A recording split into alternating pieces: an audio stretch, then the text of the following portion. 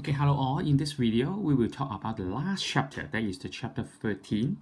Before we're going to discuss the statistical graph in chapter 13, we need to we have done some introduction about the statistics. That means we are going to tell you what we are going to do and what is the step we are going to have and how to collect the data and how to organize the data before we present the data.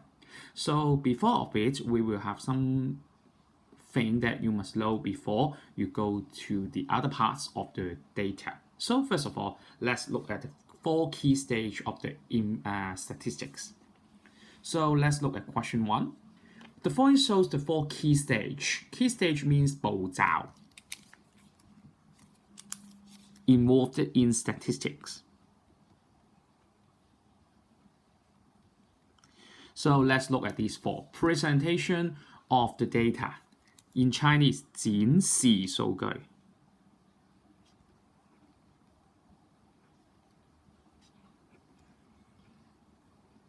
The second one is the collection of data, 收集數據.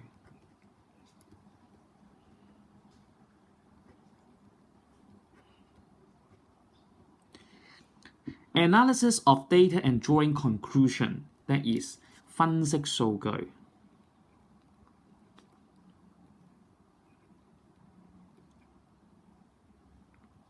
And drawing conclusion means 展示結果.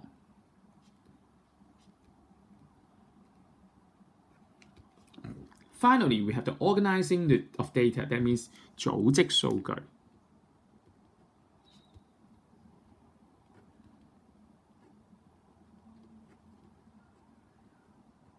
So in this chapter, we are going to follow these 4 steps to do on these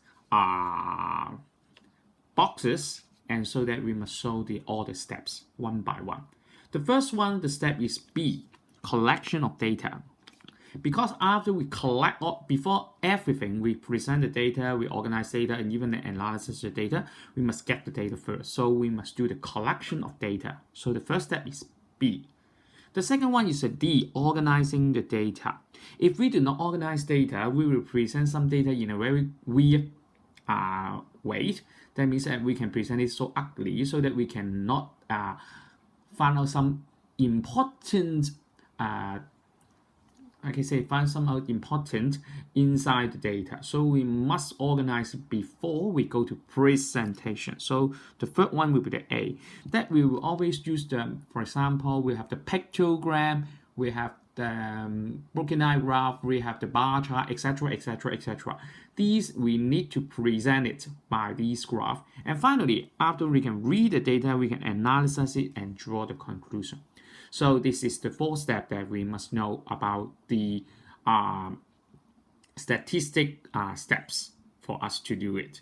Okay, now after that, we will go to question 2. Question 2 is about the collection of data. Match each of the following data requirement on the left with the most suitable data collection method. We are going to learn something called data collection method. In Chinese, it's called 收集方法.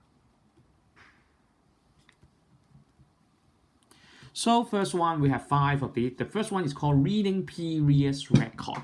翻查舊有記錄.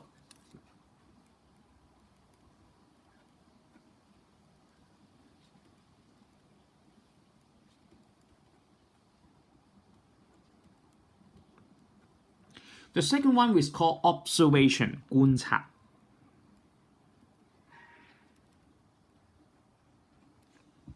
The third one is called interview, 會面或者面見.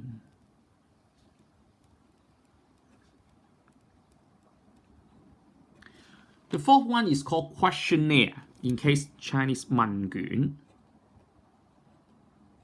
Finally, the fifth one is called experiment, 做實驗.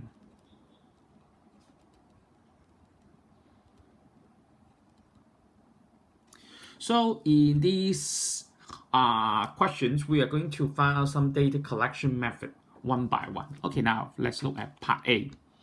To find out the most favorite fast food restaurant of all the students in a school. Because you have seen there are many people in a school. if we can have something with you use the interview is impossible, because you can say that I will ask them one by one, so it's impossible. Why don't we is this one we do not need to do the experiment because we must see them all. If observation, that is a little bit difficult because we cannot check which one is come from our school. So the best way is that I think is the questionnaire here. So this is one, the A. So we will choose the questionnaire. For the second one, to find out the degree of the safety of different brands of heaters. Heaters, you can say it's, in Chinese it's called 發熱器, or sometimes say 暖爐. Okay, the heaters for it, I think that it's not easy for you to observe it. You cannot look at the heater and you know it's good or not. You cannot interview the heater. Mr. Heater, do you know? Do you get a good way? I think this is impossible. Also the questionnaire. So I think that the degree of the safety, I think I will choose the experiment. Okay, this is much better for us to check it by the helper or the scientist, so that you can know, this one is good or not. The third one, to collect the opinion on the performance of the chief executive of Hong Kong. You can say that we can collect some opinions. That means we cannot ask them one by one. We must ask him or her what are they thinking in their own view of it. So we must write down some words. So it's not easy for us to just let them to talk with us. Not write down the questionnaire, because it's difficult. That I don't want to write many things on the questionnaire, so I cannot present my idea very well. So I will choose the interview here. The fourth one, to find out the number of people check in a hotel in an hour. Okay, I think that this one, the most way is that I stand outside the hotel in this 1 hour and I click it by some clicker, so that I can use the observation, because I cannot say interview that do you know, do you come from the hotel, or do you something that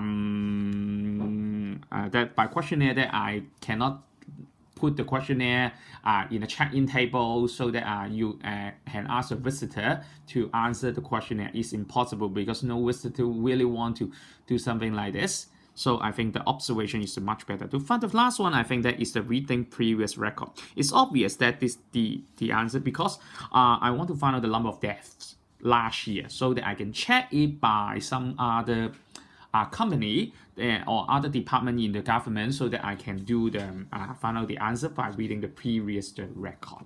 Okay, this is the method that we are going to collect data. So this is question 2. And then we will go to question 3. For the question 3, we are going to circle the most suitable method to collect the following data once again. Number of shirts in drawer. Which one you will choose? Obviously, the answer is observation. We cannot use the questionnaire to ask the shirts in the drawer. Why don't we count it by myself? So this is the observation.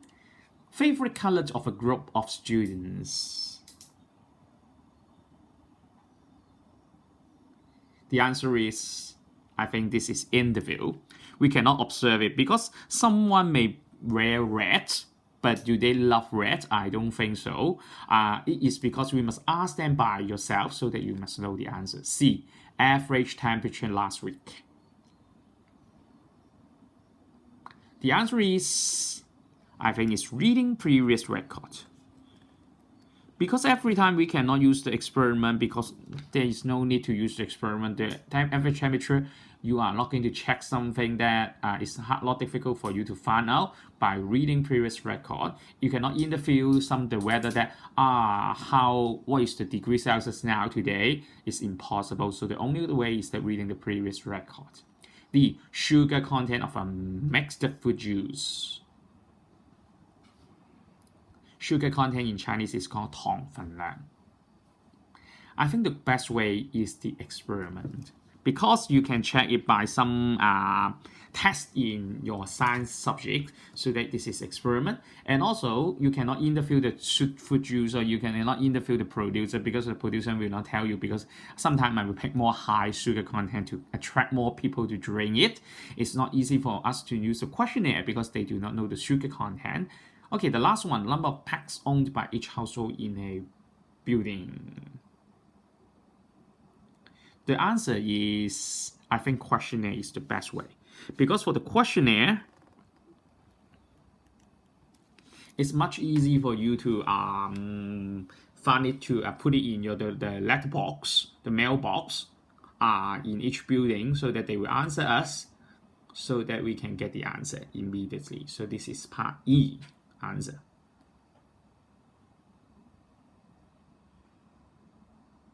Okay, now we will go to question 4. Determine whether the following are non-numerical data， 一啲非數字式數據。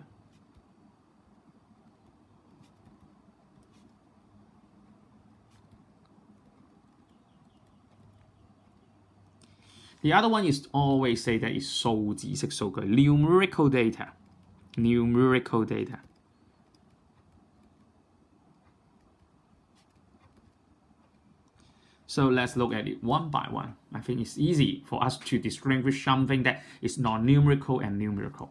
Prices, is it numerical or non-numerical?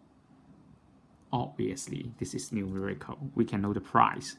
Maybe something that, maybe Hong Kong to Japan is $7,000 each. Okay, so it's a numerical number. Number of books sold in a bookstore. Obviously, once again, this is called numerical. Okay, what about kinds of animals in a zoo? You will have lion, you will have tiger, you will have elephant.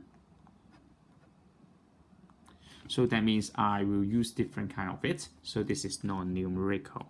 Okay, body temperature, obviously this is a 36.8 degrees Celsius. So this one is, I think, is numerical. And the last one, means of transport to school by a group of students. Maybe they can go to school by bus, they can go to school by train, they can go to school by taxi, even is very rare, but you can say something by this. This one are non-numerical, so this is non-numerical answer. Okay, question 4. Finally, we will go to the question 5. This is the most difficult part for us to understand. The two data that we contain is called discrete or continuous. Discrete means in Chinese is called 列的.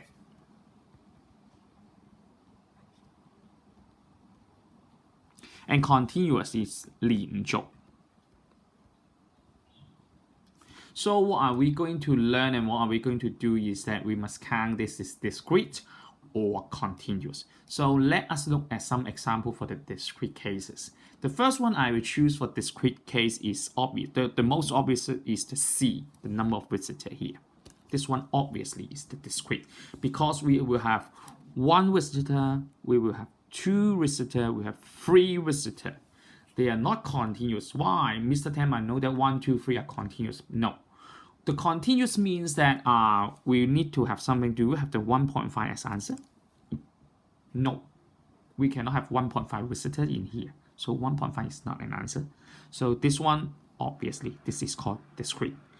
For continuous, that means that we can accept any number for data. Maybe 1.1, 1.2, 1.3, 1.33, 1.333, 1.3333, where etc. etc. What are they going to learn is that every number can be the data that we may collect.